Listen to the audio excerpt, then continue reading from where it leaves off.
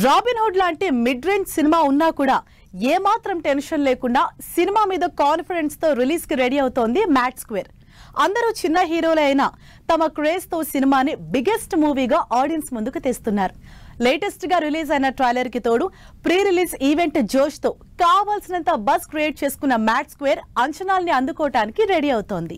ఈ generation audience కి ఎలాంటి సినిమా నచ్చుతుందో ఆ ఆడియన్స్ పల్స్ పట్టుకుని ఇంట్రెస్టింగ్ సినిమాలు చేస్తున్న సితారా, శ్రీకర, ఫార్చ్యూన్ 4 నిర్మాతలు అచ్చం అలాంటి సినిమానే మ్యాడ్ స్క్వేర్ గా రిలీజ్ చేస్తున్నారు. మ్యాడ్ స్క్వేర్ చిన్న హీరోలతో బేసిక్ బడ్జెట్ తో తెరకెక్కిన యూత్ఫుల్ ఎంటర్టైనర్ కాబట్టి ఇప్పటికే ఫుల్ బజ్ క్రియేట్ అయింది జనాల్లో. టీజర్, సాంగ్స్ తోనే ఫుల్ ఇంట్రెస్ట్ క్రియేట్ చేసిన మ్యాడ్ స్క్వేర్ లేటెస్ట్ గా రిలీజ్ అయిన ట్రైలర్ తో పక్కా ఎంటర్టైన్మెంట్ గ్యారంటీ ఇస్తోంది.